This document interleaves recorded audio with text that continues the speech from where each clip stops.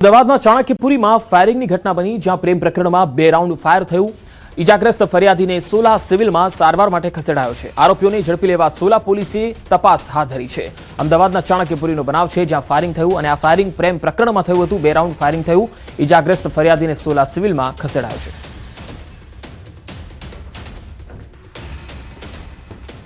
તો અમદાવાદમાં સોલા પોલીસ આ સમગ્ર પ્રકરણની તપાસ કરી રહી છે। 2 રાઉન્ડ ફાયરિંગ કરવામાં આવ્યું હતું ચાણક્યપુરીમાં। પ્રેમ પ્રકરણને લઈ આ ફાયરિંગ થયું હોવાની વાત સામે આવી રહી છે। હાલ સોલા પોલીસ આ સમગ્ર મામલે તપાસ કરી રહી છે।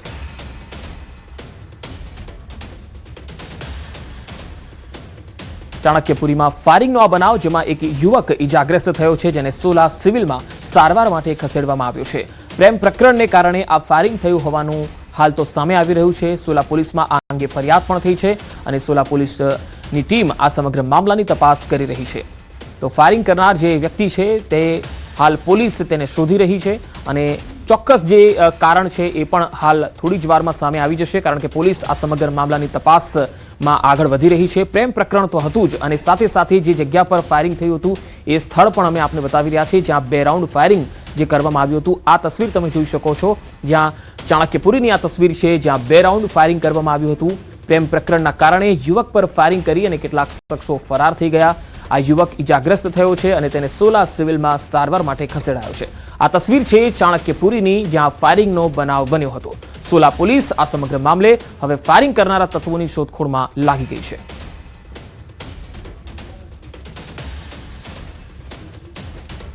તો અમદાવાદના ચાણક્યપુરીમાં ફાયરિંગનો બનાવ, પ્રેમ પ્રકરણમાં 2 રાઉન્ડ ફાયરિંગ કરવામાં આવ્યું। અમદાવાદમાં આવા બનાવો સામાન્ય થતા જઈ રહ્યા છે। છાસવારે ક્યાંક ફાયરિંગ થઈ જાય છે અને બંદૂક અને હથિયારો પણ તેમની પાસે આવી જાય છે। વધુ માહિતી મેળવીએ, સંવાદદાતા ઋત્વિજ સોની મારી સાથે જોડાયા છે। ઋત્વિજ, આ ચાણક્યપુરીમાં ફાયરિંગ કરનારા તત્વો કોણ હતા અને હાલ શું તપાસમાં સામે આવી રહ્યું છે? જી પંકજ, વાત કરીએ તો હાલમાં પોલીસ દ્વારા સમગ્ર મામલે તપાસ કરવામાં આવી રહી છે, પરંતુ જે પ્રાથમિક જાણકારી મળી રહી છે તે પ્રમાણે પ્રેમ પ્રકરણની અંદર આ ફાયરિંગનો બનાવ બન્યો છે। જે યુવતી હતી તેના પિતરાઈ ભાઈ દ્વારા ફાયરિંગ કર્યું હોવાનું હાલમાં પ્રાથમિક જાણકારી મળી રહી છે, પરંતુ જ્યારે પોલીસ દ્વારા સમગ્ર મામલે તપાસ કરવામાં આવશે ત્યારબાદ હકીકત સામે આવશે કે કેટલા લોકો દ્વારા ફાયરિંગ કરવામાં આવ્યું છે। હાલમાં જે 2 રાઉન્ડ ફાયરિંગ થયું હોવાની આશંકા છે અને જેમાં એક વ્યક્તિ છે તે ઇજાગ્રસ્ત થયો છે, જેને તાત્કાલિક સારવાર માટે સોલા સિવિલ હોસ્પિટલ ખાતે ખસેડવામાં આવ્યો છે। પોલીસ દ્વારા હાલમાં આસપાસના જે સીસીટીવી ફૂટેજ છે તેના આધારે વધુ કાર્યવાહી શરૂ કરવામાં આવી છે અને આરોપીઓને પકડવા માટેની તજવીજ શરૂ કરવામાં આવી છે। જી ઋત્વિજ, આભાર માહિતી આપવા માટે।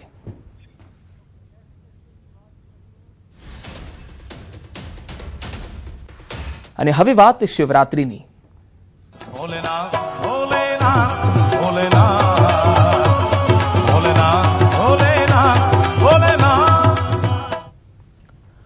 ભવનાથના મેળામાં ભક્તોની ભારે ભીડ જામી। ભવનાથ તળેટીમાં ભક્તોની ભીડ જાણે ઉભરાઈ ગઈ હોય એવા દ્રશ્યો આવી રહ્યા છે। શિવરાત્રીના મેળામાં હૈયું દળાય તેવી સ્થિતિ જોવા મળી। દેશ વિદેશથી લાખો ભક્તો આ મેળામાં પહોંચ્યા છે। શિવરાત્રીના આ મેળામાં છેલ્લા દિવસે શ્રદ્ધાળુઓ મોટી સંખ્યામાં ઉમટ્યા છે અને માનવ મહેરામણ અહીંયા જોવા મળી રહ્યું છે।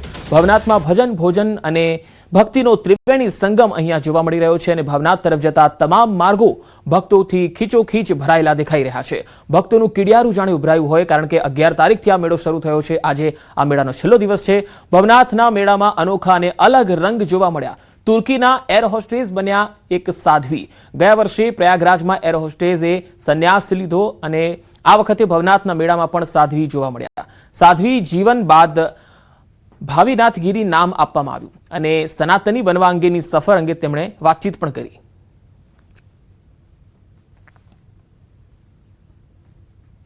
No reason, no choice, because any pressure from people or some kind of. this is not my decision. This is Bholenath decision. He arranged everything, and I am here. That's it. I don't do anything. On that life, I think you are your air hostess. You was a air hostess. I work in Turkish Airlines as a cabin chief about 28 years, and I fly almost all around the world. વધુ માહિતી મેળવીએ, જૂનાગઢથી સંવાદદાતા દીપિકા કુમાર મારી સાથે જોડાયા છે। દીપિકા, હાલ ભવનાથના દ્રશ્યો દર્શકોને બતાવશો અને હાલ ત્યાં કેવો નજારો છે? આજના દિવસે કેવી વ્યવસ્થા અને સુવિધા દેખાઈ રહી છે ત્યાં?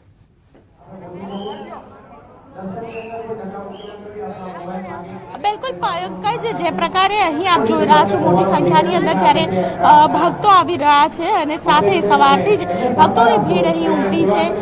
લગભગ કહી શકાય કે અત્યાર સુધી 5 દિવસની વાત કરીએ તો 25 લાખથી પણ વધારે શ્રદ્ધાળુઓ છે તેઓ ભવનાથ મેળામાં આવી ચૂક્યા છે. બસ થોડી વારની અંદર રાજ્યના મુખ્યમંત્રી ભૂપેન્દ્ર પટેલ તેઓ પણ આવશે અને તે માટે ખાસ કરીને મંદિર પરિસર છે પ્રોટોકોલ મુજબ ખાલી કરવામાં આવી રહ્યું છે. પરંતુ એ પહેલા જેટલા બી દર્શનાર્થીઓ છે દર્શનાર્થીઓ દર્શન કરી શકે અને મહિલાઓ અને પુરુષો અલગ અલગ કરી શકે તે પ્રકારની વ્યવસ્થા અહીં કરવામાં આવી છે મંદિર પ્રશાસન દ્વારા. અને સાથે વાત કરવામાં આવે તો આજે ભવનાથના મેળાની અંદર જે આકર્ષણનું કેન્દ્ર છે તે રવાડી છે અને આખી રવાડી જે નીકળશે તેનો રૂટ આ વખતે 500 મીટર વધારી દેવામાં આવ્યો છે.